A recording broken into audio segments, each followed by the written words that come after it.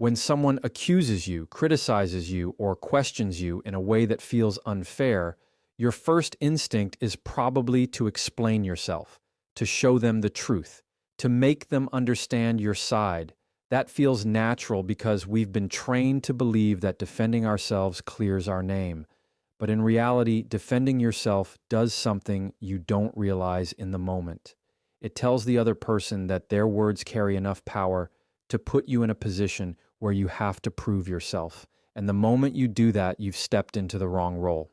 Think about it like this. When you defend yourself, you're walking straight into a courtroom where the other person is the judge. You're handing them a gavel and saying, "Decide if I'm guilty or innocent." That doesn't sound like power. That sounds like submission. And the truth is, they never had that kind of authority to begin with. By defending yourself, you actually give them control over the conversation, even if they don't deserve it. You shift from being an equal to being someone trying to earn approval. That's why defending is dangerous. Now, this doesn't mean you shouldn't clarify when there's confusion, but clarification and defense are two completely different things. Clarification is calm, factual, and grounded in confidence. Defense, on the other hand, is reactive. It's emotional. It's you scrambling to prove your worth in someone else's eyes. And that difference matters because people don't just hear your words, they feel your energy. The moment you start defending yourself, your tone and body language reveal that you're under pressure, and that weakens your position without you realizing it. What most people don't realize is that defending yourself actually keeps the conflict alive. Imagine someone says, "You're always late." And you respond with, "No, I'm not. I was on time yesterday and the day before." Now you're arguing inside the frame they created. The focus is no longer on whether their statement is even fair. It's on whether you can disprove it. And the more energy you spend defending, the stronger their accusation looks. They don't have to work hard anymore because you've taken on all the work of proving. That's the trap. Here's the deeper problem. When you defend yourself, you're operating from a place of insecurity, even if you don't see it that way. Because if you were completely secure in who you are, their words wouldn't pull you into proving anything. Think about the strongest leaders, the most confident people you know. They don't rush to defend themselves against every comment or criticism. They stand steady. They let words bounce off them. That doesn't mean they don't care. It means they know that defending themselves is not the same thing as standing in their truth. Defending is also short-term relief, but long-term damage. In the moment, it feels good to throw back explanations or arguments because you think it sets the record straight. But later, you realize you've actually validated the other person's power. You've shown them exactly how to push your buttons and get a reaction. People remember that. And once they know they can pull you into defense mode, they'll use it against you again. So by defending, you're training people on how to control you, even if that's not your intention. The reality is this: the most powerful people don't defend themselves because they don't accept the premise that they're on trial. They know their value isn't determined by someone else's words. They know their truth doesn't require permission. And they know that defense doesn't prove strength, it proves pressure. So the next time someone comes at you with a criticism, before you rush to explain yourself, pause. Notice the pull to defend. Because the very act of defending is silently telling the other person, "You're right, I owe you proof," when in fact, you don't. Every conversation operates inside a frame. A frame is simply the perspective that sets the rules for how the conversation unfolds. Whoever controls the frame controls the direction, the tone, and the outcome. Most people don't even realize a frame exists, and because of that, they walk into someone else's frame without question. That's when arguments spiral out of control. The person who sets the frame dictates the game, and if you're not aware of it, you end up playing by rules you never agreed to in the first place. Think about a time when someone accused you of something. The moment you start explaining or defending, you've already accepted their frame that you owe them proof. They've set the terms and you've stepped inside it. That's why you feel cornered, because you're no longer in control of the direction. Controlling the frame doesn't mean being aggressive or manipulative. It means recognizing when someone is trying to box you into a role you don't belong in and having the confidence to step outside of it instead of playing along. The power of controlling the frame lies in understanding that conversations aren't just about words, they're about positioning. If someone says you're selfish, the frame is that their opinion defines your character. If you immediately say, "No, I'm not, here's why," you've accepted that their judgment matters more than your reality. But if you respond with calm presence, something as simple as, "That's an interesting way to see it," you shift the frame. You're no longer in their courtroom. You've reestablished yourself as equal, not as the accused. Frames show up everywhere, in the workplace, in relationships, even in casual conversations. For example, if a boss says, "You're not working hard enough," and you instantly start rattling off your accomplishments, you've accepted their frame of inadequacy. Instead, you could say, "Help me understand what you mean by hard enough." That question shifts the frame from accusation to clarification. You've moved from proving yourself to making them define their terms. That's control, and it shows you won't just absorb someone else's perspective without challenge. Controlling the frame also prevents escalation. When people throw accusations or sharp words, they want you to react. They want you inside their frame because that's where they feel powerful. But the moment you refuse to play that role, the energy changes. They may push harder at first, but eventually they realize you're not giving them the fuel they expect. Instead of defending, you're calmly redirecting. Instead of explaining, you're holding steady. And that stability forces the other person to adjust because frames only work when both people agree to them. It takes practice to notice frames in real time because most of us are wired to respond instantly. But once you start paying attention, you'll see them everywhere. Every time someone says, "Why are you always," or "You never," they're setting a frame. Your job isn't to prove them wrong. Your job is to decide whether you accept that frame or reshape it. Sometimes that means asking a question. Sometimes that means staying quiet. Sometimes it means calmly saying, "That's not how I see it." Each response keeps you outside their box. The key is remembering that control isn't about dominating the other person. It's about not letting them dominate you. When you control the frame, you keep your power. You keep your dignity. You keep the ability to decide how the conversation goes instead of being dragged into battles you can't win. The person who controls the frame doesn't have to be the loudest or the sharpest. They just have to be the one who refuses to step into someone else's story and instead writes their own inside every interaction. One of the hardest skills in communication is learning how to acknowledge what someone says without feeling the need to justify yourself. Most people blur those two together. They think acknowledging is the same thing as agreeing, so they immediately go into defense mode. But acknowledgement is not agreement. It's simply showing you heard the words without stepping into the trap of proving yourself. The moment you add justification, you hand over your power. But when you stop at acknowledgement, you keep control of the conversation and protect your confidence. Let's say someone says, "You don't care about me." Your natural instinct might be to argue back, list the things you've done, or explain how much you actually care. That's justification. But when you do that, you've accepted their frame and placed yourself on trial. Acknowledgement sounds different. It might be as simple as, "I hear that's how you feel." Notice the shift. You're not agreeing with them. You're not defending yourself. You're simply recognizing their perspective without allowing it to define you. That's the power of acknowledgement. Acknowledgement works because it diffuses tension instead of adding fuel. When people come at you with accusations or strong emotions, they're often looking for a fight. They want you to defend because defense keeps the conflict alive. But when you acknowledge calmly, the wind comes out of their sails. They expect pushback, but instead you give presence. That pause forces them to reconsider their approach because without your justifications, they have nothing to argue against. It's like dropping the rope in a tug of war. The game stops when you refuse to pull. The biggest mistake people make is believing that if they don't justify themselves, they'll look guilty. But the opposite is true. Justification shows insecurity. It shows that the other person's words got under your skin enough to make you scramble for explanations. Acknowledgement, on the other hand, shows strength. It communicates, I'm steady, I heard you, and I don't need to prove myself. That kind of presence carries authority.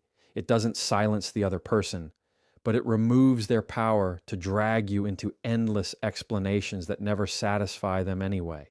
Here's a workplace example. Your boss says, you dropped the ball on this project. A defensive, justifying response sounds like, I didn't drop the ball, I was waiting on someone else, and here's why it wasn't my fault. That only digs you deeper. An acknowledgement sounds like, I hear your concern. Can you clarify where you felt the ball was dropped? Notice the difference. You're not groveling, you're not excusing, you're opening space for clarity. You move the focus away from defense and toward understanding, which keeps the frame balanced instead of tilted against you. In personal relationships, this tool is just as powerful. When a partner or family member throws an emotional accusation, you don't win by explaining yourself into exhaustion. You win by listening without defensiveness. A simple acknowledgement, I get that you're upset, or I see that this matters to you, goes farther than a 10-minute explanation. People don't always want proof. They want to feel heard. And when you separate acknowledgement from justification, you give them that without sacrificing your dignity in the process. That's how respect is built. The discipline here is restraint. It's resisting the temptation to prove yourself right. It's knowing that acknowledgement alone is enough. It's practicing the calm confidence to let someone's words exist without feeling like you owe them an essay in response. Over time, this becomes second nature, and you'll notice people respond differently to you. The ones who used to bait you into defense won't get the same satisfaction. The ones who actually value communication will lean in, because acknowledgement without justification creates space for real conversation instead of endless battles. When someone challenges you, the default reaction is to answer. They make an accusation, you respond. They throw a question with a sharp edge, you explain. But here's the problem. Every time you answer, you step into their frame. You're now playing defense instead of holding steady. A stronger move is to replace answers with questions. Asking instead of answering changes the balance of power. It takes the pressure off you to prove yourself and places the responsibility back where it belongs, on the other person to explain their words, their assumptions, and their reasoning. Imagine someone says, "Why are you always so difficult?" The typical reaction might be to defend yourself with reasons, "I'm not difficult, you just don't understand me. I was only trying to..." That's answering, and answering traps you. A better response is to calmly ask, "What makes you say that?" That simple question shifts the focus. Instead of you scrambling to prove you're not difficult, they now have to unpack their own accusation. The conversation changes from you proving your innocence to them clarifying their position, which is where the accountability belongs. Questions have a unique power because they slow down the pace of conflict. When someone is trying to provoke, they want speed. They want a quick defensive reaction. They want to see you flustered. But a calm question interrupts that rhythm. It forces the other person to pause and think.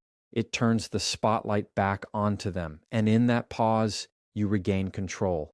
That's why asking is not a weak move. It's one of the strongest moves you can make in communication. It shows composure, and composure always carries authority. Another example, let's say someone tells you you're not committed to this team. The knee-jerk answer is to list everything you've done, all the late nights, all the effort, but that's answering, and answering is defending. Instead, try asking, what makes you feel that way? Or what does commitment look like to you? Those questions don't just protect your position, they open space for clarity. Many times you'll find the accusation is vague or rooted in emotion, and when asked to explain, the other person realizes their words don't carry as much weight as they thought. The beauty of asking is that it's disarming without being aggressive. You're not fighting back, you're not shutting down, you're simply redirecting the energy. It's like holding up a mirror instead of a shield. And people can't argue with a mirror, they have to face themselves. The more you practice this, the more natural it becomes. It's not about dodging responsibility. It's about refusing to carry a burden that doesn't belong to you. By asking instead of answering, you make the conversation about understanding instead of about proving. In personal situations, this approach also creates space for empathy. For example, if a partner says, "You never listen to me," instead of answering with, "That's not true, I always listen," ask, "Can you tell me a time you felt unheard?" That question doesn't just diffuse conflict, it digs into the root issue.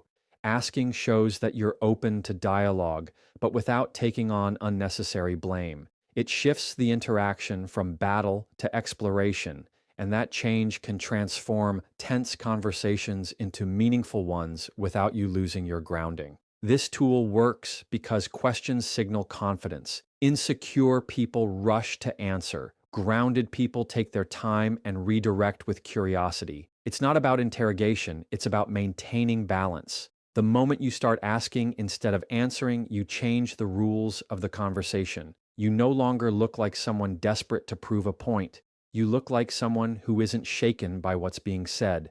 And that shift in energy speaks louder than any defense you could give because it shows you're steady enough to lead the direction forward. In every heated interaction, there's a choice. You can react or you can stay grounded. Reacting feels natural because it's immediate. Someone criticizes you, you snap back. Someone questions you, you rush to defend. It feels like protecting yourself, but in reality, reacting means you've given them control over your emotions. Staying grounded, on the other hand, is refusing to let their words dictate your state.